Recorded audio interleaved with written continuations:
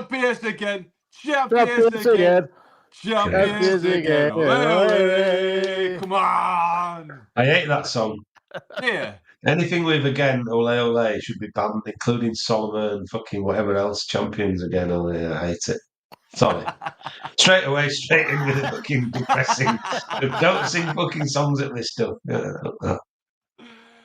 Not even promotion, championship can lighten this heart of darkness, can it, Macca?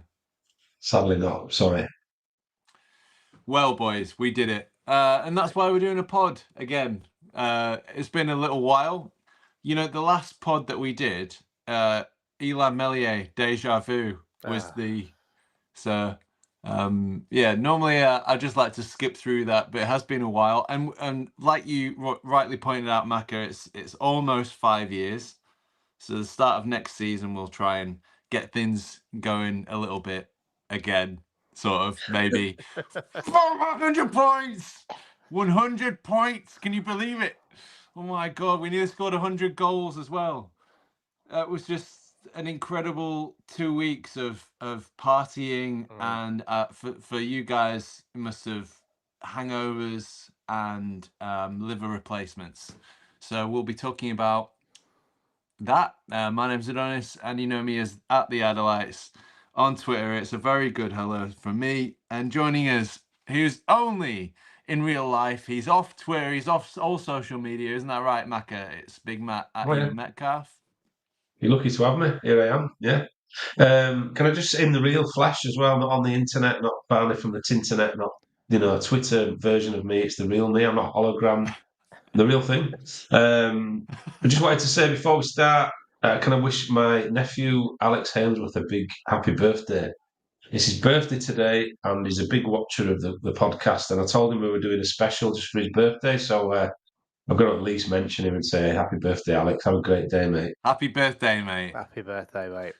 And joining us fresh from a local field, and from talking to a very sweet horse. This is our Barney from the field. Barney? All right? You all right? Very good, thanks, Barn. Are you? Yeah, I'm good, thanks. Yeah. Just call me the horse whisperer. The horse whisperer. What were you doing with the horse? Well, I just started. Don't expose him on this podcast. That's what he was doing. Barney the horse wankerer. I was just walking along this field, and this horse just came to come and see me, and he was following me. Beautiful. Yeah. Did you have your high karate on, or your Brook 33 again? Open up Instagram, and there's Barney with a horse. Like, what? Let's have some context to it. Classic. Right, where do we start? Where do we start, boys? Where do we start? Oh God, I don't know, man. Just how good are we? It's just for me. It's got to be from that Stoke game where everything seemed to just click. Like we smashed them 6-0. Then a few hours later, Sheffield United lost. There was like, what? And then on the Monday we played Bristol, where it was just like a party mode in that stadium. Which was the game where we found out that Sheffield United had, was it Plymouth had scored? Wasn't that? That was Stoke game, wasn't it? Preston. No, it was Preston. Preston. Oh, yes, of course. Before then. Yeah. So the celebrations kind of started with about 10 minutes left in that game, and it was proper mental because we'd found out that, well, first people thought it was the delayed equaliser that people were saying, oh, they've scored Plymouth. I'm like, yeah, we know, it's one each. And then it was like, no, they've scored again. And it was like, okay, hell, right, okay, they really are on a fucking spiral of downward, trending and stats going. Yeah, so that was the start of it, really. That's why our livers are knackered, because it kind of started at Preston, which was about a month ago. It was a month ago, yeah. A month and 3 days ago. It was unbelievable, that moment. It was like, the hairs on the back of my neck are standing up thinking about it now. Like, when we found out that the winner had gone in, and I've never seen the South Stand like it, to be honest. Like, people were pumping their arms like this, like everybody, and Rodon was like, what's going on? And Ampadu came over and calmed him down. It was just such an incredible moment. He got wind of it though, didn't he, Rodon? Because he was going a bit mad, and like you say, I think so. We had to come and calm him down, and then it reminded me a little bit of when we got promoted last time, and we were playing Leicester. Have you don't remember? You remember the Strachan goal? McAllister was playing for Leicester, and Strachan scored that when it just came at him, and it took first time hit it top corner, and The right the finish rumour as going well. around. Have you ever seen a better goal? It's and a have you right ever seen one finish, better yeah. timed? Yeah, it's perfect. But he, obviously the rumour then was that Newcastle, who were competing to get promoted as well, had been beaten. I think they were playing West Ham. And the rumour went around the South Stand. Obviously, there was no mobiles then, so it was probably something on a transistor radio or whatever. And it went mental. The same thing. The atmosphere was mental. I mean, there was a pitch invasion after that game. It was all for nothing because it was all bullshit. And Newcastle had won, and we still had to go to Bournemouth and beat them. So yeah, it was similar to that though. The atmosphere in the stadium was just nuts, wasn't it? Crackling. Mm. And you forgot to mention as well, Stoke was the day where we went to where all the Peacocks were together for the first time, apart from Sam. It was, wasn't it? Yeah. Yeah, we all went to the game. We all met after in the Dragon at work. They watched the Burnley Sheffield United game and knew we were promoted, and then ended up back at Ellen Road till whatever, till 9 o'clock on the bank holiday Monday night, and that again was like that's phase two. So phase two of celebrations, and that's kind of again it's gone on for about a month since then. So it's fucking crazy, man. And it's just continued really. Hasn't it? Bristol City the week after, and then into we won't talk about champions just yet, but promotion was guaranteed, and it was great. It was great to be with Ryan and Big Wig and Wiggy and your good selves and celebrating. It was fantastic. Although I did get covered in blue paint, me and Rob. We did get covered in one of them pyro paints, and just as I went like that, Rob went, "Don't rub it in." And it was like I looked like a smurf for about 3 hours. Yeah, I don't like them fucking things. Ruined a £500 Belstaff jacket, but less than They actually ruined it. Well, I was lucky, right? Ruined Rob's cheap jacket that he wears all the time. It should have gone in bin ages ago anyway. But no great loss. It's done it's done fucking nature's God's work. That fucking pyro, making him finally get rid of that fucking Rice Krispie jacket. But mine's okay, thankfully. But because it's green, the dark green, it's kind of that. Yeah, it was okay. But I would go in, man. I thought, fucking hell, ruined the coat. Right then, we've got a message. We've got a message for you, Mac. Tanya Price. This is about Alex. Let's stop scrubbing his balls and get out and watch the podcast. He's in the bath. We're only doing it for him. He's in the bath, says Tanya. I'm watching. He'll be out in a few minutes now. Fucking hell, it must be what? You can tell it's his birthday. He's in Bath. Fucking hell, there you go. He only has one once a year. Oh, brilliant. Oh my god. Yeah, so that Stoke game, it was unbelievable. We just kept scoring goals. It was just goal after goal after goal. And I couldn't believe, I didn't think that I could experience such joy and such happiness. I was exhausted. I was exhausted from all the winning. There was how Donald Trump was like, it's too much winning. You're gonna get tired of it. I can't do a very good impression of him, but you do. I was like, after the fifth goal, I was like sort of over the back of the chair, going, I can't do it anymore. People stopped celebrating. It was almost like, hey, another one's gone in. Yeah, great, brilliant, yeah. I mean, the first one and the second one, I don't think I've heard a noise like that for a long time. It was like deafening. That second one, it was like that release of like, we're going to do this. This ain't going to be close. I think it was a bit of relief and a lot of release and a lot of good joy that we're here, we're doing it, we're going to batter these. We're not going to do it the hard way. We're not going to get a man sent off and go a goal down.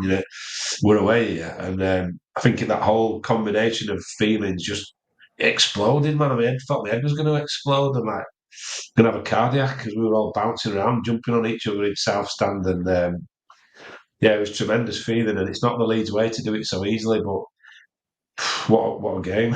What a game! I've seen a 6 and a 7 this year. I mean, how good are we? I've watched the playoff games, and you just look at other teams and think they were nowhere near us. How were we not up miles earlier? Sunderland and Bristol City and all these teams, Coventry. You kind of watch them and think, how were they even compete anywhere near? I know they weren't really in real terms, but even Burnley, you think, fucking miles better than them. Just the way the football we play, the goals we scored. Clearly, they built a team on defence, but we had it all, didn't we? We could defend, we could play just about anywhere you want, dirty, we could get stuck in, we could, I know we had those moments of doubt where we did what Leeds do and had wobbles, but everybody in that division's had a wobble this year, haven't they? And really, when you look at it, it was a couple of draws and a defeat. I mean, it's not really even a wobble. It just, I think people felt like it was going to expand into something else, but how good were we? I mean, the goals was. I watched the Pirlo's 19 goals yesterday, and you're like, fucking hell. I mean, some of them goals, the Premier League standard goals. That one We had against two Sheffield ruled out. United. Yeah, two ruled out. But, the one against Millwall was probably the goal of the season that wasn't even in there, and you just look and think, we're a good football team. We were easily the best team in that division, deserved to go up as champions, yeah. Barney, the happy clapping, it paid off, didn't it, mate? Tell you what, who's laughing now, man? I tell you, it's all worth it in the end. I just like that Stoke game was just. I mean, Bogle was just on that left back all the time, and he just had an absolute nightmare. And we were just first into every tackle. And then in that game, and then the game after against Bristol, there was a real swagger about the team. The way we just passed the ball, it was just like, this is. And it was like, this is not the Leeds that we're used to, like doing things well, and everything's going for us as well. So it was just enjoyable and just, really, really, I mean, a lot of memories to take for those last couple of weeks, being able to experience promotion, being at Ellen Road, experience it, because the 5 years ago we weren't able to do that. Some people went. I decided not to, gutted, but I'm glad that I've experienced it. And then the parade was just something else, just absolutely. The city was absolutely amazing, just pyro everywhere. Saw the best of Leeds, I thought, just brilliant. Dylan's joined us. Riot Badger's cousin, Dylan. We were 5-0 up, and the Leeds fan in me still expected us to lose 5-6 somehow. Well, when we went 4-0 up, I said to the lad next to me, I think we're all right. I think we're okay now. When it was 3, I still want chocolate. They get one. We're going to see them a card. It's ingrained in you. I mean, you watch the games, the playoff games. I mean, you're so glad to be able to watch it with no peril and just watch the pain for everybody else and the suffering and the hands in mouths and the biting the fingernails. And, even at 3-0, I thought, if they get one, the crowd will get nervy and you get that audible sound of, oh, shit, they've got one. So, when it went to 4, I did lean next to my mate and went, I think we're all right now. We should be fine. They can't score 5. They can't score 4, surely. But no, it was glorious. Yeah, absolutely glorious. And it was beautiful. Yeah, they're not scoring 5 against Darlow, that's for sure. Well, yeah, I'm going to say, thankfully, we finally cottoned on to dropping Melier, which I've been pleading for since about game 10. And do you know what? It goes to show that we often say, trust the manager, he sees them train all the time. That's one he got wrong, but Bielsa got it wrong. It got players wrong as well. Tyler Roberts. They always seem to have a fallibility with a certain player that they clearly like, but everybody else can see the shit. And Melier is a great example of that, where had we dropped him 3 months before, I reckon we'd have been up 5 or 6 games before. Well, champions, within certainly 5 or 6 games towards the end of the season, it had been confirmed because it cost us 12 or 15 points. I don't think Darlow would. It's actually insane. If he'd have made that change earlier, I think we would have absolutely smashed Reading's record. Like, it's just, we looked so much more solid. We did, yeah. And you could tell that Rodon and Ampadu had been playing with Darlow in the international team as well. There was just that everyone's just calm. Everyone knew what they were going to do. They didn't want to think, I don't want to fuck this up, or I know Darlow's all right here. I don't need to panic. there was some sort of calmness, and I think it also showed the best from Firpo and Bogle because they knew they could bomb forward because they had two decent centre backs and a decent keeper behind them. It's trust, isn't it? They didn't trust him. They lost the trust. We said it before. They lost the faith and the trust in the keeper. Yeah. Once you do that, you finish. You know, the defence can't operate properly, and the keeper certainly can't. And you know, the minute you put down, I mean, listen, the greatest sort of graphic or sort of example you can give of how everything changed. He was catching crosses. A most basic modicum of a skill of a goalkeeper. He was coming out and catching corners and catching crosses. And it's like, wow, this is fucking great. You know, this is what nearly every other keeper in the division could probably do. We had a keeper that couldn't do it, who flapped and panicked and missed stuff and tried to punch things. And, you know, just he come out and caught, and people were cheering it like it was a thing. It was like, wow, this is great. You know, you get junior keepers at 15, 16 who can do that. You know, why have we got the only French under 21 who couldn't catch a ball? Those first few crosses that he caught. Yeah. I mean, it wasn't like ironic cheering. It was like we'd almost scored a goal. Like it was all such relief. Crazy.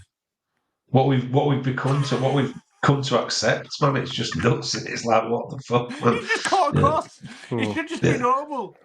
Yeah. And with a handful of games, he's all of a sudden got his own chant as well. Just ridiculous, really. Yeah, bore the shit out of him already. Come on. Right, what I'm going to say now? Now he's gone. Oh, he's here. Yeah. Gentlemen. He was just tipping some rum into that ginger beer. Yeah. He's just having a quick line. I don't drink bullshit. Here we go. A few of your messages. Then we've got 159 people across all platforms, by the way, watching. So nice to see all of you. Thank you. Nice to see the pod back. Good to see you too, Dylan. Seen you a few times around campus recently at Leeds Trinity University. Come and say hi, Dylan. You need to explain that a bit more. You're not just hanging around universities, are you? Yeah, he's not even on a course. You know what you're doing there, you pervert.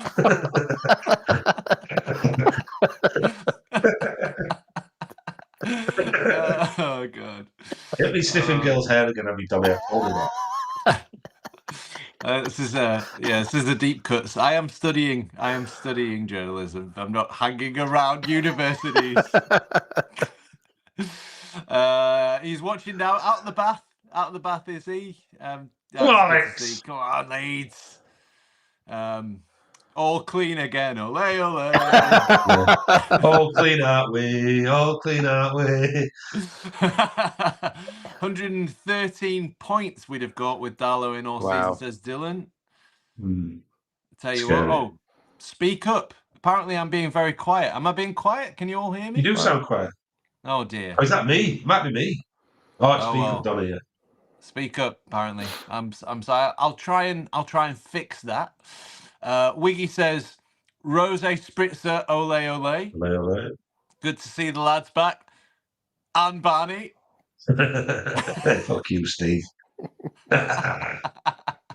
Hey, that tell you what, he's doing well because he's been on Rose Spritzer out pool all day. I bet he's watching in his rainbow speedos. In his Pride speedos, yeah, wicked. That's some sight.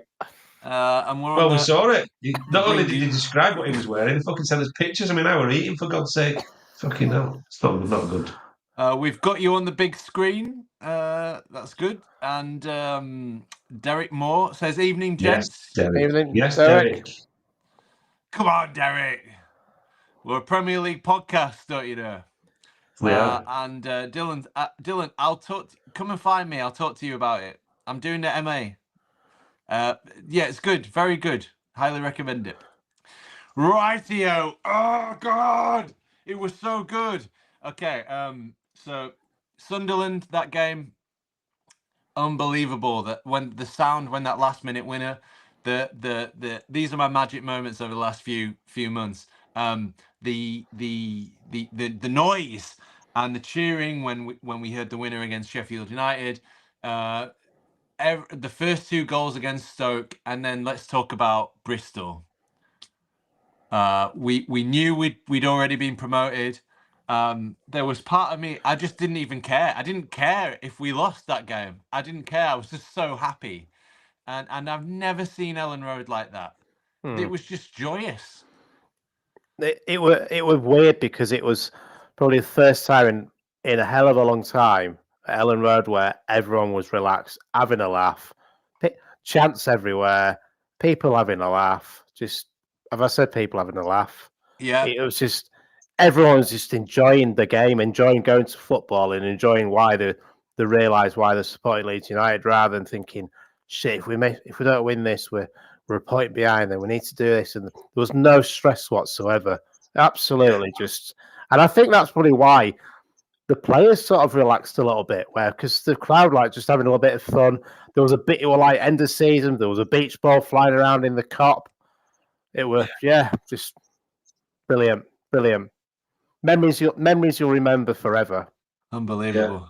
I say it to all the kids, you know, I bumped into loads of lads that Luca plays with, you know, his grassroots team and the Yorkshire Amateurs team, and I saw quite a few of them at various, you know, after games and at the parade. I said, just suck it up and breathe it in and remember everything. It's like your wedding day, you know, you sort of say to the groom, you know, just take a time out and have a look around and remember certain bits, and it's the same because they don't happen that often, and just enjoy it, you know, because you know you do spend a lot of your life as a football fan, even if you're a bit like swinging brick for a heart like me, counting the points you've dropped and oh well, what if they do that and what if we do this, and it's bloody tiring, man. It gives you fatigue sometimes, and like you know to just be able to relax. And to be fair to you know Bristol City were a good, decent team. Well, yeah, decent team. Just got beaten by the work. They have the biggest goals scored against them in a playoff semi-final. So they're not that decent, but you know they're in a decent position at home. Obviously, really good. But we steamrolled them. They didn't even. They looked like a bottom 2, 3 team. You know, we battered them in every department. We wanted it more. Bear in mind that half the players had been pissed as well, so we did pretty well there. Well, we've seen it. We've seen long. Ampadu's performance in that state. Ampadu's in a, what do you call it? He's probably, his liver's probably in a similar state to mine, and he's a professional athlete. You know, so God bless him. But you're right. I mean, Bristol were no chumps. I mean, they finished what, 5th? Yeah. I mean, we made them look like a non-league, non-league team. Like we were so much better than them in every single department. I think you know there was a stat at like on the 70th minute mark. They hadn't even had a shot. I think they'd had 2 touches in our area. I think they had one shot in the extra in injury time. The whole game, and to be fair, we switched off at half time. We were kind of coasting a bit then. It was the way that you know, like you always looked at Leeds and thought with the personnel they've got and the style that they can play, they should be doing that all the time, playing through the lines, you know, playing those passes into people in pockets behind the sort of line of midfield, and just because they're relaxed and if I get it wrong, it doesn't matter. You know, if we do, just because they're relaxed and we're braver, they just look like absolute world beaters. I mean, at times it was like watching, you know, a very, very good Premier League team, admittedly against the, you know, not so great team, the opposition, but all the same, you're going to play what you put up against them. We just looked fucking light years ahead of, you know, them, Stoke, all the teams we played towards. And I mean, even Plymouth, you know, that's a game that we haven't even gone to Plymouth yet. So I'll probably, park that one for now. But They looked so good against Bristol. They looked like the weight of the world was off their shoulders, and they just had the freedom to play football. And we talk about Bielsa's football being fantastic to watch, and rightly so. And it was you know a revelation after a very, very dark period of time that lasted 15, 16 years with the Darko Milanic, Juve, Rosler, all Steve Evans, all those people, and then but Farker ball or whatever you want to call it this season at its peak. I put it against anything we've seen before, and against Bristol, some of that play was just beautiful. With the triangles that they played and the movement, the passing, the movement off the ball into space. I mean, it looked like men against men against boys, it was approaching art in the same way that Bielsa's football was, and I was just, it was just such a magical night. It was almost unreal. It was like being in a dream. I It was think so good. I think for me is that we always thought it was going to be there the way we play football, and you've said on previous pods that it was all about setting those traps up for the opposition team. And towards the end of the season, those teams were going into those traps, and when it clicks, we look really good from the back to the front within 4 or 5 passes, bang, and then also.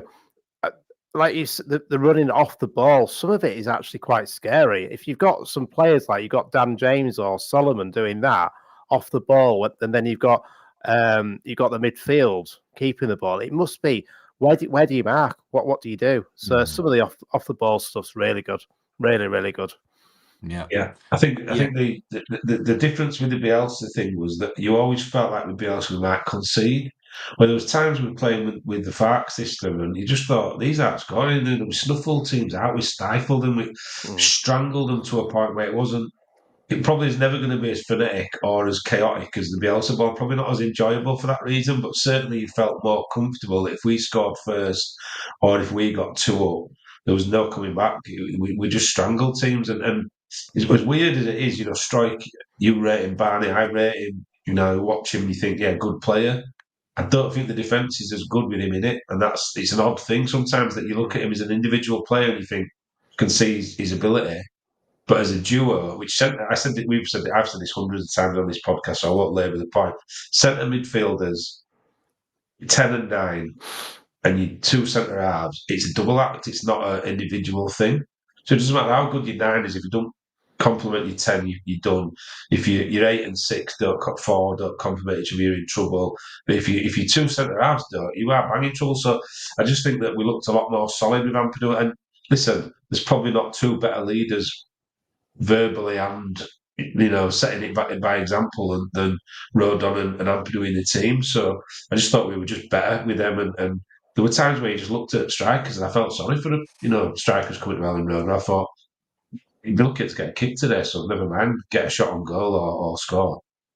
I think we looked like a championship winning team when it clicked moving forward. And if you remember all the football before Christmas or before the new year, we were getting quite frustrated in some games. And remember the only 4 games that we lost were all 1-0. But it was because we were very solid defensively, and we were controlling games, and we were stifling teams, like you were saying. And we talked about it on the pod like a few times, we don't want to see 50 passes between the centre backs, over and over again without any sort of penetration or cutting through, because it's just, that was the part that was boring. And that's when it got to around Christmas time, that was the point where I think we were 3rd or 4th. We weren't scoring goals, but we were very solid defensively, and we were stifling games, and we were pretty dull watch. And that was at the moment when I wrote about how we're in a kind of a loveless marriage with Daniel Farke. Nobody was singing his name until the last few weeks, but as soon as it clicked going forward, I think it was February. I think we won all 5 games in February. I think we had the 7-0 victory, and then those 2 games at the end where we played Sunderland at home, last minute winner, and Sheffield United. 2-3 unbelievable goals at the end. But we proved at that point that we could attack. We could be as good in defence, in attack, as we were being solid in defence, and find that penetration. And then we had that wobble over March, and that was the big difficulty. But we managed to find that form again, and that's what did for us in the end, I think. Yeah, we struggled with that. I describe them as pub teams, Luton and QPR. They were like pub teams. You watch that playoff, game. I honestly thought that must be a League 2 playoff game last night. Stockport against Leyton Orient. that was like a pub game. It was like a Sunday league game, and that's no disrespect. These are professional footballers and probably do what they do with pride, and some good players in there. But standard and quality, like just booting it anywhere up in air. So The entertaining. striker It can was get this. so entertaining. It was The so bad. tackles, like Yeah, and you sometimes watch games in the Championship, and you think, "Fuck me, how are we even in this league?" Because we're in a different stratosphere. QPR, Millwall, Plymouth to a point, Luton, the pub teams, Oxford. Like boot it as hard as you can, as long as you can. Up the striker can win some bits. Let him rattle the centre half. Throw a couple of late challenges in there. It's just like watching a Sunday league game. It's nuts, man. So I think we struggle with I think teams like that.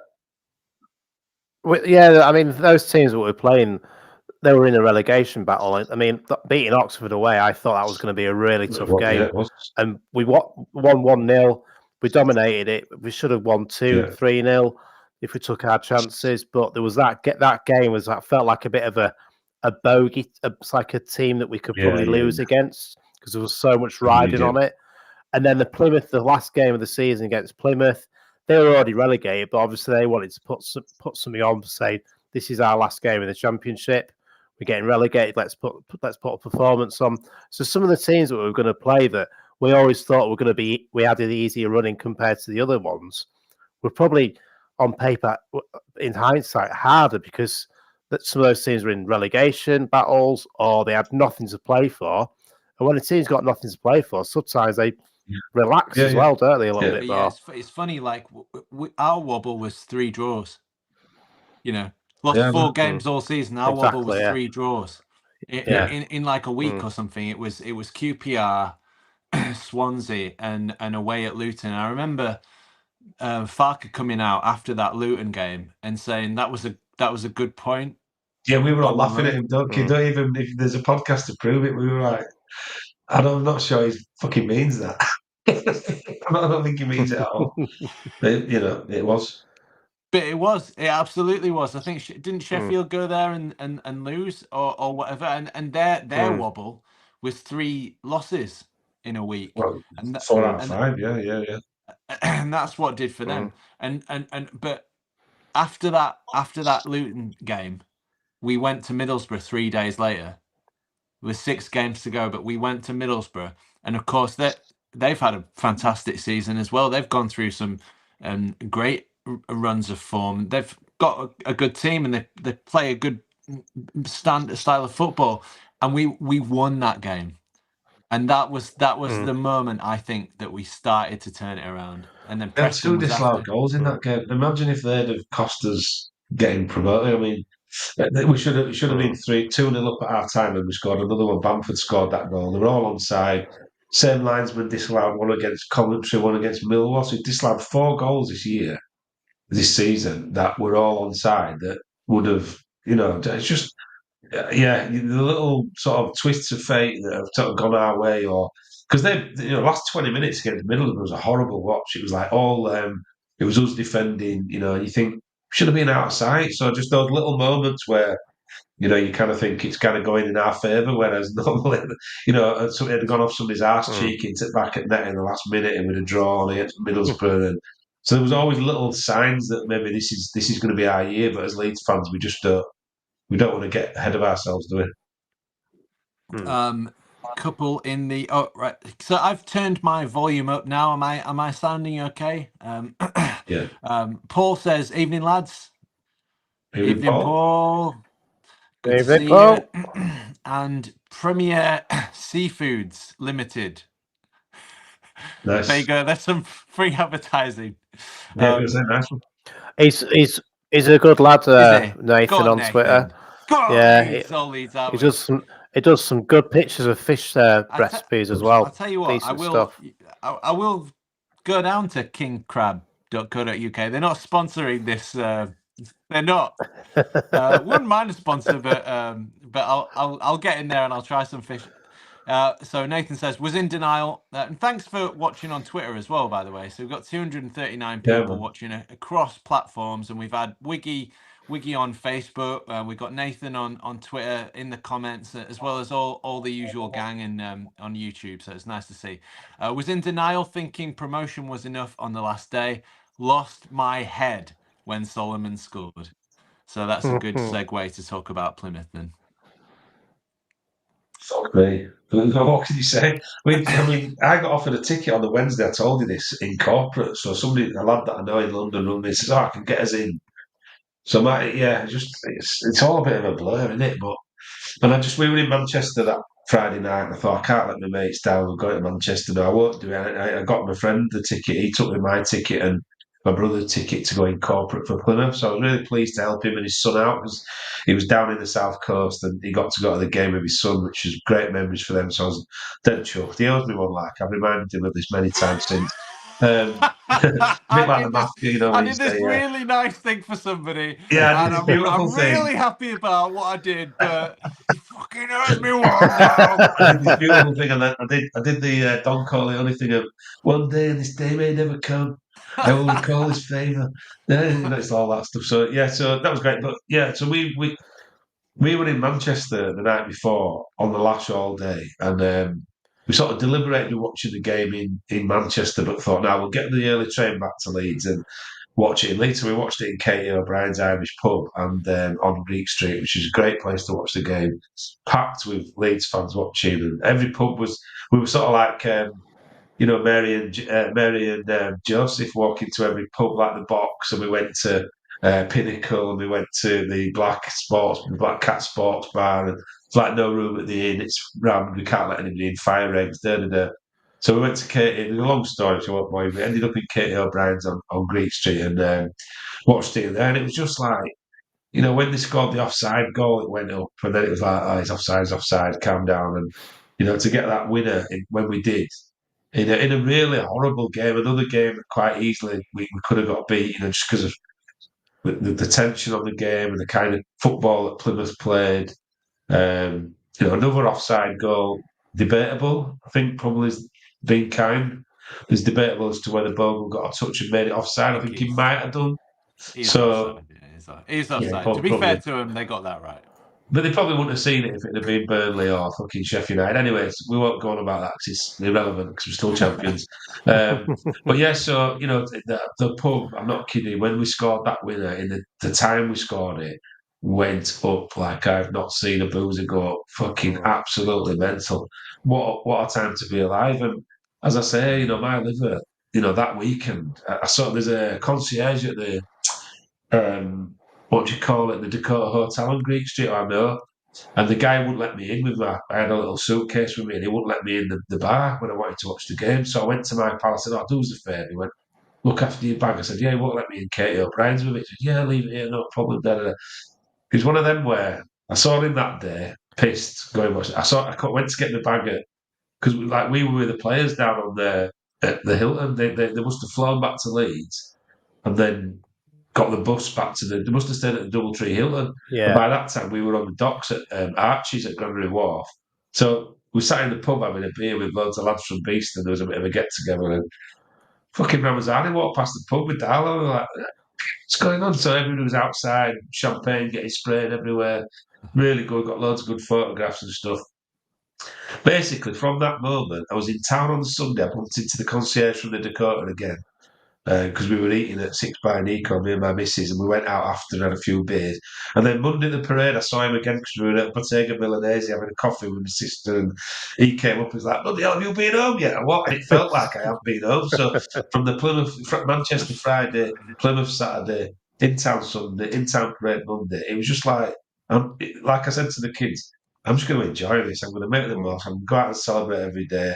I'm going to have a few beers. I'm going to just enjoy it because it doesn't happen. We've been tense on this podcast. We've been down on it. Well, Barney stayed pretty reasonable, but I'd been like, we fucked it, and Dan Mellier's a twat, and we're gonna fuck it up, and and it's like, you just go and enjoy it, man. So yeah, like my liver needed the rest. On Monday at the parade, I didn't even drink because I'd had enough. I was like, I can't spend another day having a gauge because I'd had enough by then. But what a game, the Plymouth game, and what the scenes. I don't know if you. I listened to Bryn Law. You think about the Swansea commentary, the Pablo Hernandez goal. Gola, quite gola, go! Yeah, it's quite iconic, but his one for the Solomon was, and Solomon gets the goal, and the scenes, and you could hear his voice breaking. He was obviously very emotional about it. Just beautiful. Everything about it was just mint. I mean, he almost made the offside goal better because to score it with the last kick of the game, just he couldn't write it. If you did it in some sporting film, Hollywood film, people would go, but we know football well enough to know that's how it works, isn't it? It's Yeah. just it is an amazing sport, and just unleads it to get that winner in the last minute, And the and I scenes think in Plymouth as well just looked yeah, that's it. Yeah, something exactly. else. Like, I mean, we got some videos and photos from Sam and Rob in the group chat, Right. Yeah, and then they're like, they were just jumping into the sea in the harbour. Like, yeah. it's like Amazing. it's just the whole place just got taken over by Leeds fans. It's just, I bet it must have been being in that away end when that goal went in. Oh, unbelievable. I You pay for couldn't even you, imagine like just what you went through seeing that. you pay Just for that, wouldn't you? I said yeah, to you though when I turned down that ticket and my mate said, "Oh, come on," I said, "No," I said, "Listen, last time I watched Leeds get promoted on South Coast, they had to go to Winchester Crown Court for the next 18 months. So you're all right, thanks. You fill your boots, have a good time. I'm staying well away." I mean, that was iconic as anything that's happened in the past. That was as iconic as Bournemouth, as iconic as Bramall Lane in '92.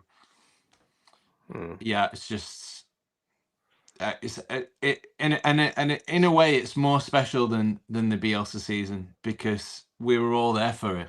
yeah. And it was just the perfect from that game against Preston, like we talked about.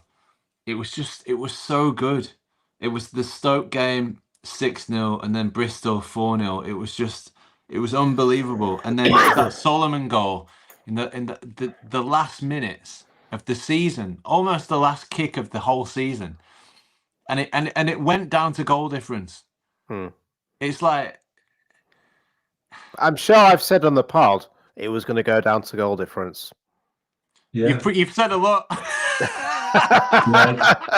It's all traceable. It's like Wigan with his If you say £25 enough, bet about something will be right. Archie Gray. Yeah, look, that's all traceable. Oh, funny.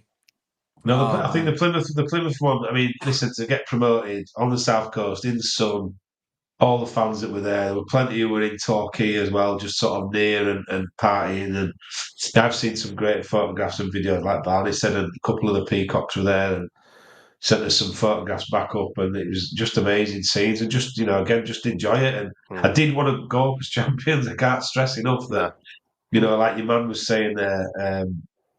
I wasn't happy with just being promoted. I wanted to go up as champions. I think it sets a precedent for next year, which is going to be tough.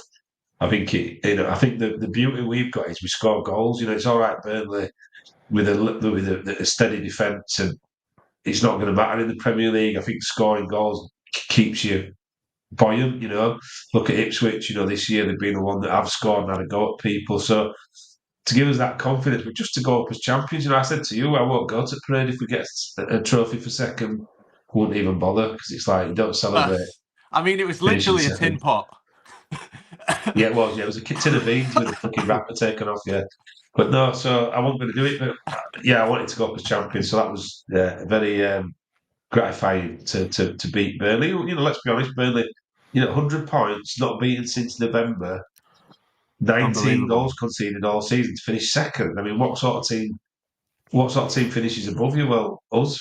It just shows you how relentless both teams have been all season. Yeah. How even Sheffield United.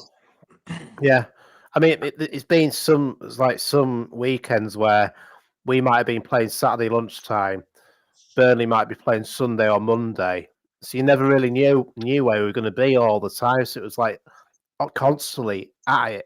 Wednesday, Sunday, Wednesday, Saturday, whatever. It was just constant. We need to win. We need to win. We need to win. And no wonder those players were like off the tits of getting promoted and then winning the championship, because the amount of pressure they must have been throughout the season must have been absolutely immense, especially that little wobble as well. I mean, we say wobble, if you look back on this season a few years later, we had a wobble then. A wobble. We lost. We drew 3 games. That was a wobble. So no wonder Ramazan is like with 3 birds on a bench somewhere in Las Vegas. Fair play to him. Well, only 3. What's wrong with you? Oh, it was unbelievable. It was unbelievable. And I guess we can talk about the parade now. So we talk about being a big club to the point where everyone hates us, especially in the Championship, where obviously everyone's cup final, but we bang on about ourselves being a big club. And obviously we've got the history and the heritage from the 70s to back that up. But you know, not very much evidence really, let's face it, the last 2 decades. But when you look at those scenes at the parade, I mean, 150,000 people, probably conservative estimate as well. 100%. And the scenes, I mean, that is what I mean. And then you compare and contrast that with Burnley's, you know, 3 deep lined streets. It's just there's no comparison, and that to me that felt, it was just I can't put into words the joyous feeling that I had, and the feeling of being in such a massive community.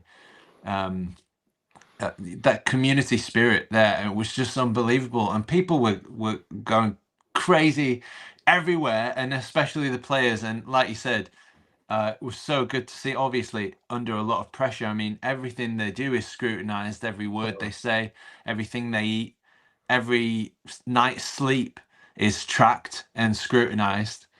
And we put them under a lot of pressure, and there's a lot of players over the years that you can point at who the Leeds shirt was too heavy a burden to bear. I mean, you could look at somebody like Kalabekipan, for example, who you know, or Lawrence de Bock, you know, or even Ilan Meslier, or even at times Patrick Bamford. So it takes a very, very special player to be able to step up to that weight of pressure and meet it full force. And that's why we revere the people of the past, like David Batty and Vinnie Jones and people like that, because regardless of their, you know, Batty he wasn't Messi or anybody. He was a decent footballer. Maybe didn't get the props he deserved for his ability to play, but what he brought to that shirt was passion and fight and desire, and an ability within himself, no matter what level of skill he had, to sweat every pore out on that pitch and make the best of whatever he had. And you can see that in Rodon, you can see that in Ampadu, and a few of these other players who we know are going to build the core of our team in the Premier League. But that's why I'm wearing this hat now, and Ampadu on the back of this shirt, because it was so, I think he did in 2 hours, he etched himself into the culture and the history of Leeds United forever. And I think he did so much in those 2 hours to endear him even more to the fan base than he did and than he's done on the pitch. Yeah, I think for me, it's like when Cooper left, and then Dallas left, and then Ayling left, you thought, where are we going to see these leaders? We were questioning that throughout the season. We needed some leaders. Where if Ampadu wasn't playing, where is that leader in this squad? But towards the end of the season, we saw other leaders. We saw Rodon like fighting for every ball, like literally shouting at people to get in the right place. I think Stroik's a great leader, not as loud as other ones, you would say. Even Gruev, Tanaka's sort of, I wouldn't say he's a leader, but he wasn't scared to be on the ball. So you saw some players that weren't scared to be in the spotlight sometimes, like as Fark would say, the sort of spotlight games. Some players would probably be scared of that, but the way that team went for those games towards the end of the season was something else for me.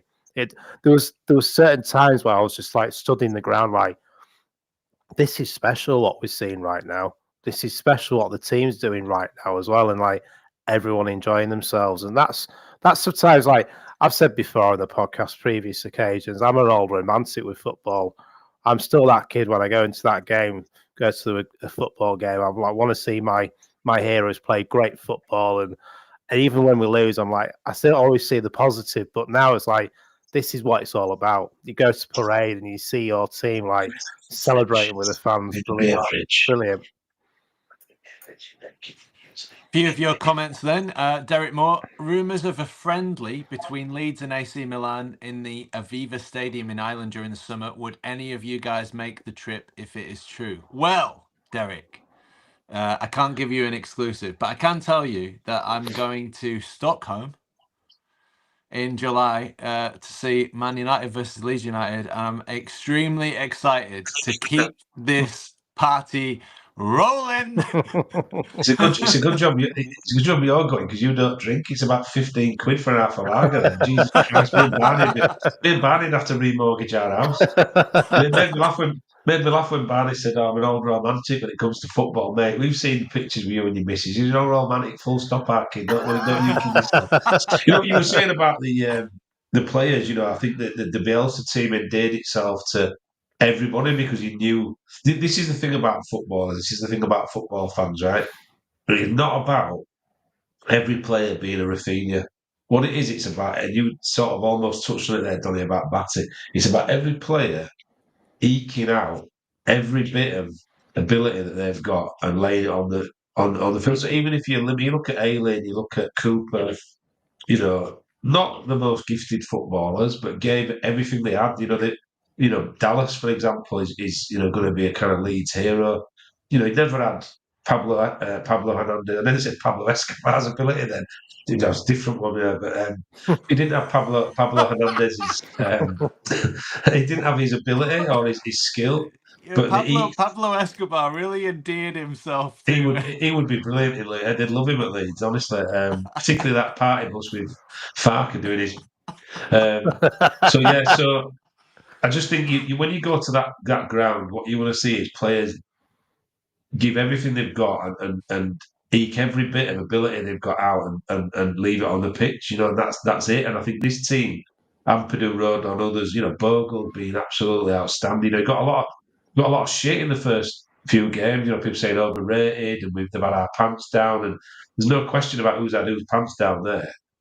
He's been, I don't know if he was in the team of the season. I don't think he was in the end, but how I don't know because he's tormented. His fitness levels is a bit. You know, he might not be the greatest defender, but tell you what, nobody's had an easy ride on that left-hand side for the other team. You know, left backs, left wingers. He's haunted people. So you just look at the whole team. You know, Tanaka lives and breathes it all. When we got beat at Portsmouth, he was heartbroken. You know, when we drew at QPR, he's heartbroken. When we, drew at Luton, heartbroken. You know, they live it, and that's all you want to see. It's that emotional bond to like the fans because that's how the fans feel, isn't it? So I think the team will go down in history. Clearly, there's going to be and there will be endeared into people's hearts. And I think there's going to be a movement of people going out and people that won't survive it. But you kind of don't forget, do you? You know, the ones that have kind of got you to this point. And literally, you could go around, Stroik played his part, the late goals at Sheffield, at Sunderland. You know, he had a bit of an injury-plagued season. You look at Rothwell, what a player. You know, he drove us forward at times where we needed it and then missed the last 5 or 6 games. And Gruev steps in and he was brilliant, and just that squad, we kept saying it. Look who we're bringing off the bench. Nonto, Ramazani, Gruev. What's his name for the time was coming off the bench. Ampadu. Sam Byram coming off the bench. We had a squad that was just. It was easily the best squad in the division. Easily, not even questionable. Because you look at who other people are bringing off the bench, and you think, they're not. I can't see them changing the game. Whereas we have, Nonto coming off the bench and scoring amazing goals. So I think they will endear themselves to people, and rightly so. Rightly so. Amazing. Unbelievable. Leeds STL. No Wembley wobbles for us this year. Fantastic. it's been so such a joy to watch somebody else play the playoffs, not have to go through that Joy, it is a joy. ourselves again. I mean, I was looking at, it popped up in my YouTube feed. So the last time we got promoted under Bielsa, and they were doing this, the fall and rise of Leeds United 4-part series that Sky Sports brought out 4 years ago, after promotion was confirmed, and they were just like going through all the sort of previous years that we'd had, you know, all the GFH, Ken Bates, all the, you know, everything from Risdale on, basically, but also looking at some of the playoffs as well.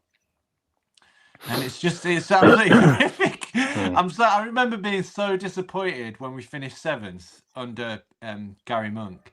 Gary Monk, yeah. You know, but I mean, that was a big turning point in our club. But it was probably another bullet dodged, because looking at the playoffs again this season, I'm just like, that even when teams are winning, they'll do a close up on the fans, and they'll just be like biting their fingers off. It's awful. It's horrible. I mean, it's a brilliant concept when you're not involved. You think, oh, this is great. This, you know, I'm not really bothered about the first legs of them. But the second legs, I've watched them all. It's been like, oh, I want to see it's peril, it's jeopardy, it's, you know, great success when you win. You look at Leighton Orient last night, and the you know, how sad it was for Stockport. And you look at the actual, you know, I always look at that Coventry Sunderland tie. Coventry were the better team pretty much over the 2 legs in both games. But it's not about that when you get there. That's where we struggle, because we probably go into that thinking, we're the better team. You know, we finished 3rd and we're miles better than them. But it doesn't matter. It's all about minerals and determination and resilience and, you know, riding with the punches, a bit of luck, you know. And I think you look at the Sunderland goal. I mean, you'll never see a goal like that ever again. He was like, the Holmstone double, it hit him on the side of his head and went in off the crossbar. I mean, his head's touching his laces. It's ridiculous. It's nuts. It's the kind of position that a contortionist gets into, and, you know, he scores a goal doing it, and he's unmarked. I mean, it's about durability and all that. So it's a fantastic concept, as long as you're not fucking involved, because it's just awful. It's an awful thing, really, the playoffs. Anyway, we don't need to worry about it. Someone tweeted yesterday after the Sunderland win, and it was Johnny Cooper, and it was something along the lines of like the football, the football world is healing, where Leeds get promoted and Frank Lampard loses again in the playoffs or something. Oh, honestly, we talked about limbs at the Plymouth game, but those limbs behind that goal at the Sunderland, Christ. I mean, I only turned on for the last 20 minutes or so, and I was like, you know, that meme where you just like, where's the scared? I'll just watch it for a bit. Oh, that's I was like, fucking hell, what a goal! And then the limbs behind, and like, I was like, wow, literally, they were like the limbs when we scored against Sunderland ourselves. Yeah. That was amazing. That was a real turning point of the season as well, I think. Wiggy has been sunning himself. Oh, he's obviously pissed now. He's had on rosé spritzer all afternoon. He'll be fucking lewd and crude. Go on. Oh yeah. I wouldn't try and do Wiggy's unique accent. Was giving a Sheffield United fan some shit around the pool today. He said, "God, I hate Leeds." I said, "I know you do, and we love it." Go on, Wiggy. Hashtag we all hate Leeds. Hashtag Wilder is a wanker. I hope you started singing Wilder's a wanker to him now, because that was a few hours ago now. So he's rosé spritzing up. If you're not singing Wilder's a wanker to him, Wiggy, I want to know why. He's going to get kicked out of the hotel, isn't he? Yeah. Paul said, well said, Barney. I think you were talking about the players. Michael is asking what I'm drinking. I'm drinking a 0% spice rum. Is he, Bob? He's fucking full of shit. I've seen him fill that bottle up with full strength, full fat rum. You don't wear a traffic cone on your head. I mean, I know he's a student, but you don't wear a traffic cone on your head unless you've had a couple. It's probably going to do Harrogate the Otley run next. Watch yourself on the Otley run. Jesus. Very nice. Very, very, very nice. Right, is that it? I guess we should probably wrap it up at some point. A few records then. Leeds set a new club record of 100 points in a single season. 29 wins, 25 clean sheets. Club record 65 plus for highest goal difference in a single season. Daniel Farke became the first manager to win the second tier of English football 3 times. Really? Warnock, I didn't know did that one. It Warnock. Wow. Who's it? What did you say then? Sorry. I'm half listening to him, but not fully. So Daniel Farke, the first manager to win the second tier of English football 3 times. Oh, to win it, right? Yeah, cool. Win it. Yeah, well done. Yeah, he's more than a promotion specialist. He's a champion. He's a champion. He only does championships. He's a fire beast. Yeah.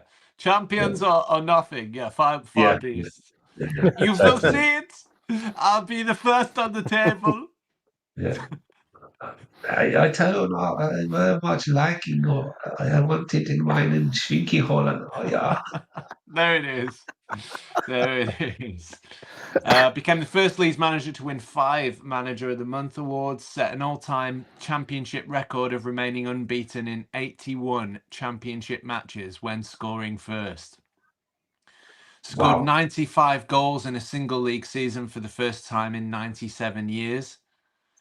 Since the 98 we scored in 19. If the offside ones weren't given off, it'd be 100. So just think about that. It literally was 100. But now we sound like Chris Wilder with his 2 points. Yeah, we do. Yeah. Nobody ever sounds that whiny. Nobody ever sounds that whingy as Chris Wilder. Won a league match by a 7-goal margin for the first time since March 1972. 5-goal lead at half-time in a league match for the first time in 69 years. Great number. Jesus. Great number. My favourite number. Scored 8...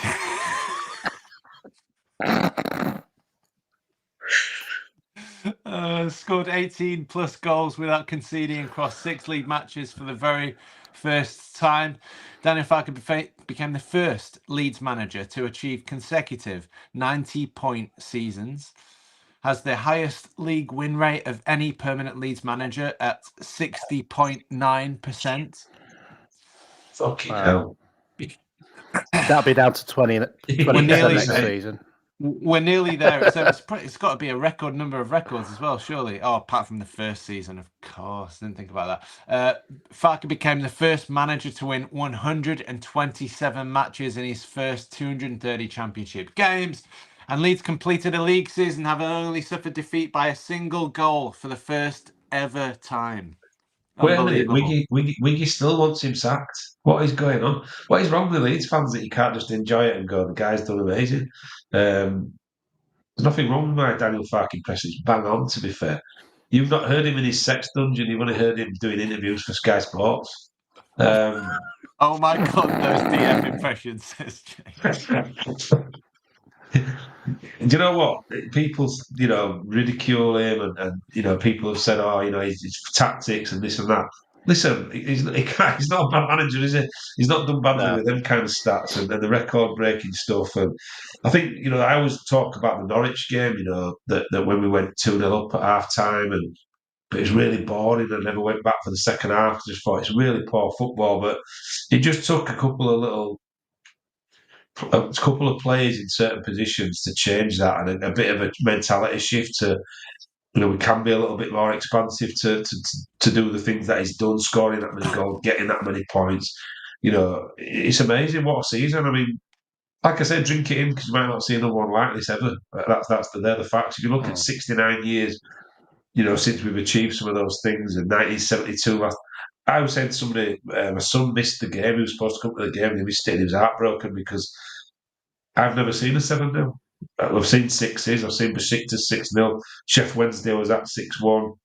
I've never seen a 7. So that's something new in my life to watch 7 goals going against a competitive team in our division, not like some European friendly or playing in Myanmar or whatever.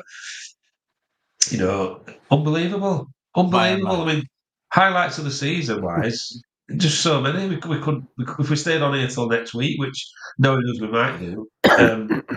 we will capture all the highlights of this season. It's been tremendous. Yeah, and a shout out to Brendan Aronson as well. Because I know he's a frustrating Oh, watch, fuck but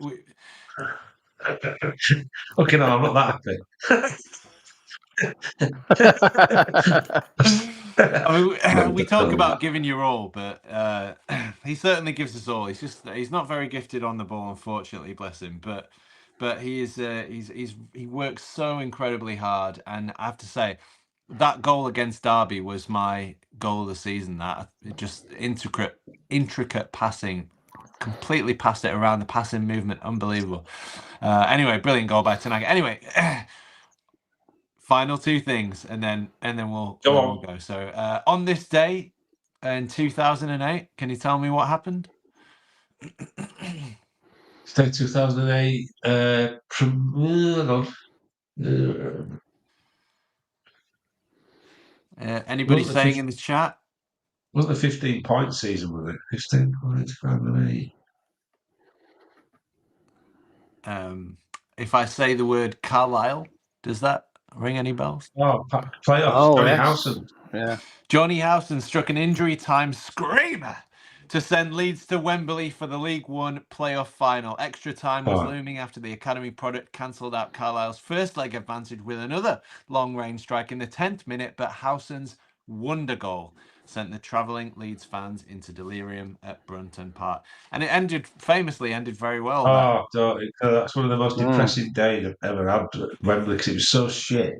And there was about 60,000 Leeds there, about 10 fans from Doncaster. We still got beat. Wonderful, the Awful. playoffs. The playoffs are just great. I'd had a shot on goal. They had one and it went in. It's like, oh my days, it was so bad.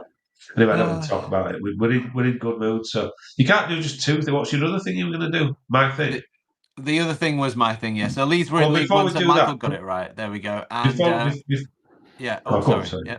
Oh, yeah. I'll just do it. So Michael says, yet with what Daniel Farker has achieved during the season, the EFL gave the manager of the season to Scott Parker. Unbelievable. Ridiculous.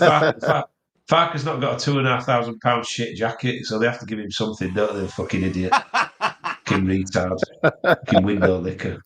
Anyway, what I'm going to say was, we've got to pick your man of the season, player-wise, for Leeds, right. I think. Good. Yeah, can only do a podcast justice if you pick your player of the season. See, I knew there was a reason why I got you on every week, Macca. Thanks, mate. I have my moments. It's usually twice a year. Barney, I have my moments. Player of the season. It's easy. Rodon for me. Colossal. Donny? Me. I'm gonna say yeah. I mean, I'm tempted with a few players, obviously, but I'm gonna say Dan James. I just think goals, assists, in those tight games where you need something to happen, he makes things happen, and you know, you pay a lot of money for that, and I feel like he's come good. He took it on his shoulders. Best season he's ever had with us. Yeah, he's a fantastic guy as well. And if you're talking about putting your body on the line for the club, then you only have to look at the you know, he got injured at the end of last season, but he came on at that playoff final and smashed his head open, trying to make something happen for Leeds United on a football pitch, and he'll have a scar for the rest of his life, and it's massive, by the way. It's not subtle. And so I thought he had a point to prove then. He had a point to prove this season, and he's proved his point. Brilliant. I wonder if he does what I do and makes stories up about the scars you've got. He can't really, because it was televised, but you know, like, how did you get that scar, Dad? Fought off 15 intruders in the house one night, or no, I was wrestling a shark in Thailand one day, and you know, that's what I'd do. You know, some girls ask you about, how did you get that scar? Oh, well, I used to be a dolphin trainer, and you know, one of the killer whales got in, and I had to go and save it. And you know, anyway, fucking hell, where we're going with this? We're trying to finish, and I'm off on my own little fucking tangent. Headbutt a scar, a shark. Yeah, so the man of the player of the season for me, and I'm sorry, but we've done this a lot recently, me and Barney, but I can't see past Rodon at all. I think if Ampadu would have played a full season and not missed bits of the season, possibly Ampadu, great leader, great character, amazing what he did on the parade day. Some of it was very close to the bone. I'm not sure Leeds United would have thanked him, but Rodon for me, week in, week out, I'm still convinced he's never played for Leeds 100% fit. Like, it always looks like he's carrying, or he gets injured, or he gets a knock. He's usually got a bandage on, like James, like putting his body on the line. His unwavering kind of physical. People keep saying that Ampadu and others will, even Stroik will get found out in the Premier League because of the pace. He's so quick. He's a big lad. He wins every duel that he's ever involved in, just about. And also, when somebody goes at him with pace or gets the start on him, he usually catches them. And his timing and everything about him, I think, is spotless. And he's kind of like a player, a bit like Vinnie Jones or a Batty, where he's like us on the pitch. He's emotional. And then you hear him speak outside of the game, and he's lovely. He seems like a really nice guy and, very gentle and thing. But when he crosses that white line, he runs, he literally bleeds, yellow, white, and blue. So I've loved him watching him this season. I think he's exactly what we needed. Just like when Pontus Janssen came in, we needed a strong character at the back, like a leader. And I think he's made a huge difference to the team. The beautiful thing about him, which I will always love, is when he was at Tottenham and he went back after last season and we failed to get promoted, and they were doing the new kit promotions. And he wanted to be in the photographs. And like, you might not even be. He's like, no, I'll be here. No, I'm definitely going to be at Leeds next season. That desire to play for this club, our club, was huge and unquestionable. And there aren't many people like that in the game today. It's all about money. It's all about what the contract looks like. I don't think he'd have cared if he'd have signed for 10 grand a week, 20 grand a week less than somebody else. He was coming back to Leeds to finish a job. And God bless he's done it. And I just think I find it really hard. People talk about Tanaka and James, rightly so. Peru, not such a hard time, and people give him shit all the time. And what a player, what a finisher. 19 goals a season. He should have had a lot more. He would have had a lot more if it weren't for some dubious offside decision. But Rodon for me all week, absolutely. Yeah, it's tough to imagine what we would look like without Rodon. Right, in the comments, please put your player of the season while we ask Barney what his thing is. Well, I'm going to say Fraser, but it's the new one on Paramount. Jesus Christ, Barney, you're watching something new. Yeah. Was this from the 70s, Barney? Sorry, what? So I've been watching the new Fraser on Paramount, and it's absolutely dog shit. Fucking picking myself up here. Dog shit. But I'm still going to watch it. But that's not just my thing. My thing, it's a big weekend this weekend. It's starting tonight. It's already been starting this weekend. Eurovision weekend. Come on. Absolutely love Eurovision. Absolutely love it. There's some right bangers that come out. Isn't, it's great TV. It's great TV. You're a mixer in disguise, you. I'm telling you, you're a manager of convenience. You're an 80-year-old woman in disguise. Yeah, that's true. So we're having a Eurovision night on Saturday, all us Barneys. Wowzers. It's actually on in 40 minutes as well, the semi-final. And I've not been able to get to sleep because of our song, which is quite shit, actually. What? How much sleep because of your ass? I've had that. I've had our song, the UK song in my head, and I've not been able to get to sleep because of it. It's like a ringworm, just keeps going on and on. Get a proper job, Arky. Oh, Barney. It's destroying you. It's destroying you, Arky. What the fuck? Watching the semi-finals. Anyway. It's unbelievable. I thought you said I've had this arsehole in me here all week and I can't. Yeah. What's happening in the council? Anyway, on that bombshell. Right then, Macca. I've had what I've done to that horse in my head all week and I can't get to sleep about it. So my thing is going to be, just so I'm sure people are aware of this in lesser or greater degrees, but Thursday the 22nd of May from 12 p.m. till 8 p.m. and Friday the 23rd of May from 2 p.m. till 8 p.m. It is the public Leeds United fan consultation in the pavilion about the stadium redevelopment. So obviously I'd encourage everybody to get down. A friend and a colleague of mine who's in the Eden is down there. What are with those other people. times again? So it's 12 p.m. till 8 p.m. on Thursday the 22nd of May. So Right. next Thursday, 12 till 8. And the following Friday, the 23rd of May, to 2 p.m. till 8 p.m. Sorry, for the consultation about the new stadium development. Which I'd encourage everybody who's got an opinion to go down and say something. But also the other bonus is that the trophy will be there. So if you want to go and get a photograph potentially with the trophy or go and have a look at the trophy, then I encourage you to get down to the pavilion, get involved in the consultation stuff, but also potentially have a photograph next to the trophy. Are we doing a live pod from the pavilion? We'll be allowed to touch it this time as well, because last time we weren't allowed to touch it, were we? We've got friends in high talking about the places, so who trophy? knows? Yeah, the trophy, yeah. Still talking about the trophy banner, yeah. Not the horse. Yeah, but we've got friends in high places down there now, so we may even be able to get a touch of it. And I said to my missus, when we go in pubs and that, I shouldn't probably tell you this, but often, if we're in a pub, it's got nice glasses or salt and pepper pots or an ashtray, and I'm like, how big's your bag that you've got here? Just stick that in your bag, love. You know what I mean? I love that glass. Stick that in your bag, love. So I'm going to be going down with Lisa, and she's going to be taking an extremely large headbag, a shoplifting speciality from the fucking 80s. So yeah, you might find it's next time on the podcast on that table behind. I've got a championship trophy. It's like when the World Cup got picked all those years ago.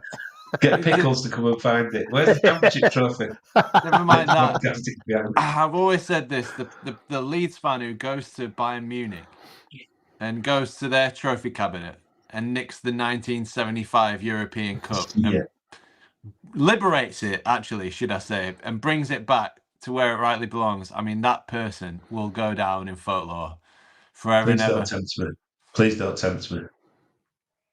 It's exactly the kind of thing. When I get a bit older and I said I'm going to go mad and really lose my shit and start to do stuff like shoplift and fucking whatever, that might be the thing. What was the first thing you'd shoplift? Was it something minor, just see if you got away with it? Well, now it's going to be the fucking European trophy from 1975. It's going to go big. That's the first. I'll just say, yeah, they might as well go big or go home. I might say I've got dementia or something and just blame it on that. And, yeah. Why did you ask that? Why did you ask that question about what's the first thing that shoplifts? You've obviously got something in mind. No, because the people start dirt they're small because it becomes a bit of like a habit or like a what's the right word? But a habit. Like they'll see if they might nick a bottle of beer and see if they get caught. They don't get caught, so like I might nick a bottle of wine next. Decompensation bans. Next thing, they're like going into a clothes shop. Oh, that for a Perry shirt looks nice there. Nix that. This you can tell a lot from what Barney's saying now. Basically, this is my head. This is my head beer, right now. It's not confessional, man. It's not confession band. It's not confession band. What's the next one? Yeah.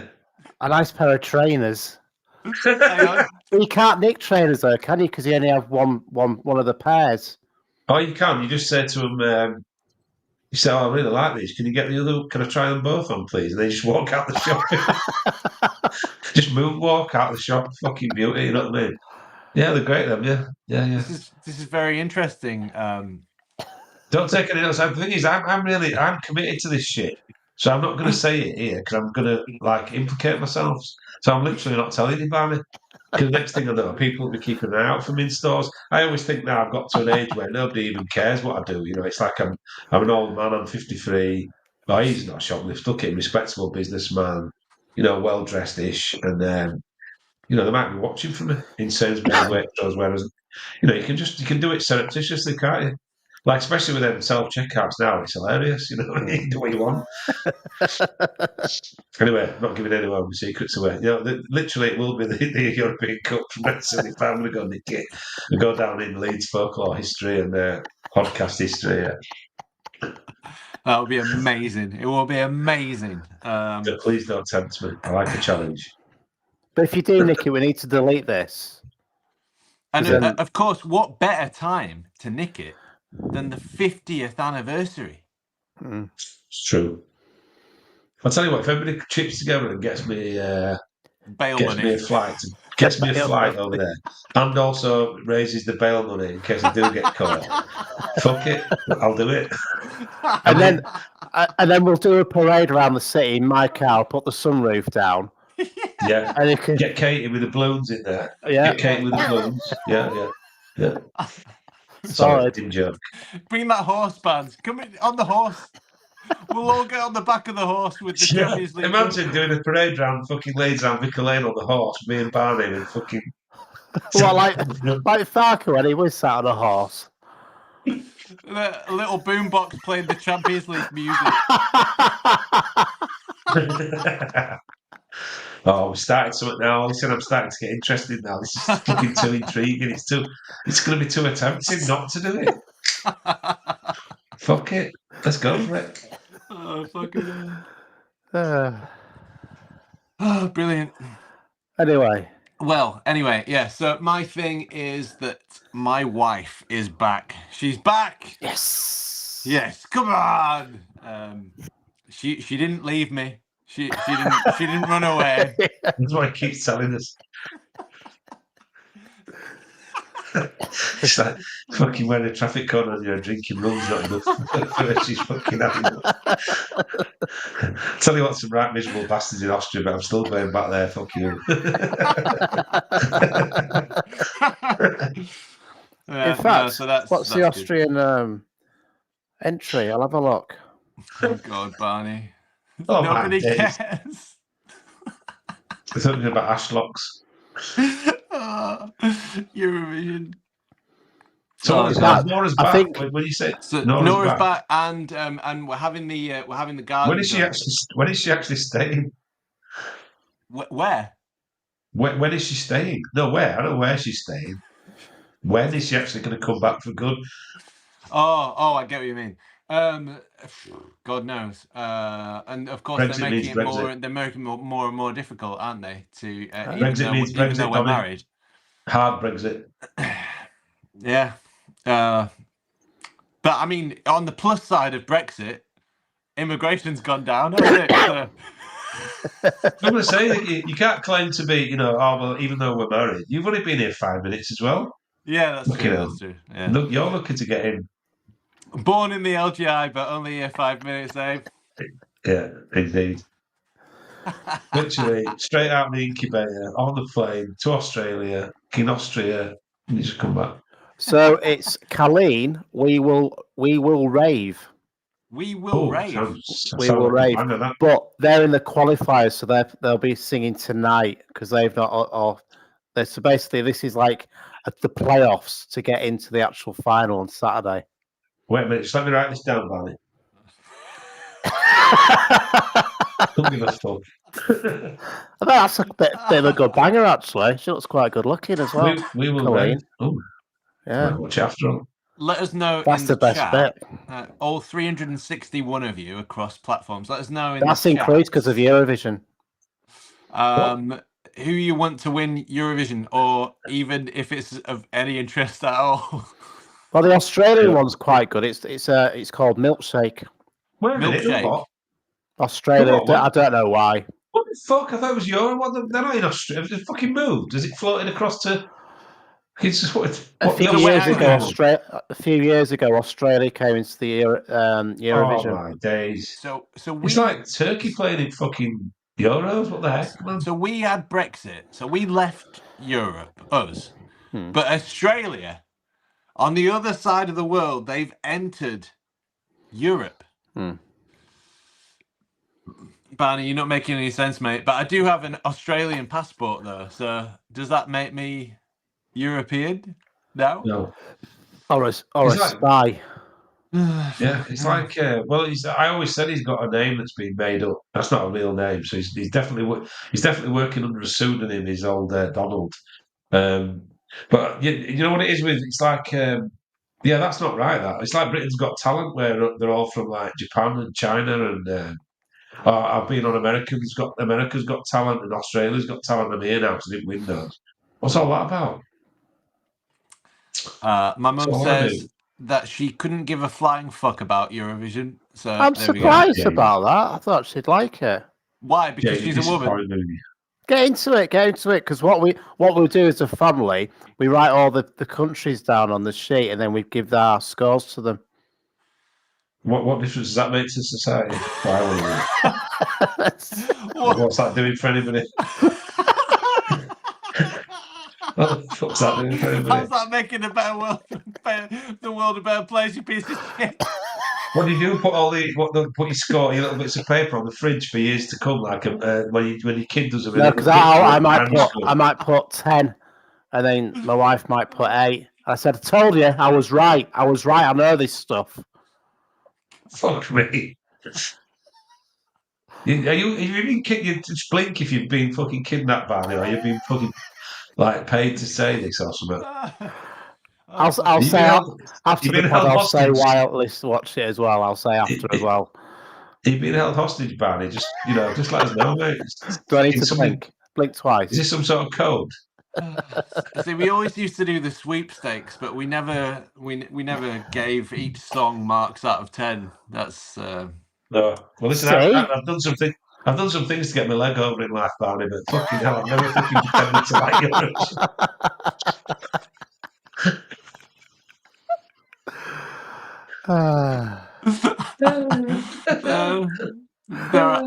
There are other methods that are cheaper.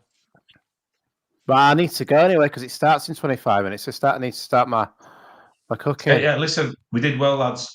Remember, that's the greatest success of a podcast is keep it under an hour. We're now on to 1 hour and 26 minutes and we're still not finished. Let's get the fuck out of here, man. Leeds! Oh, dear. It's definitely real rum in that glass, man. That's not fucking 0%. I'm telling you now, Donny. We'll see you sometime next week. Maybe next week live from the Centenary Pavilion. Yeah, well, we're gonna make this more consistent, aren't we, boys? We've spoken about this, haven't we? We've spoken about it. Yeah, we got some. We have for the last 5 years. Yeah. Fancy new equipment. Yeah, it's only been 5. Oh, it's only been 5 years that we've spoken about that. Right, we'll see you soon. Go Leeds! Bye, Leeds!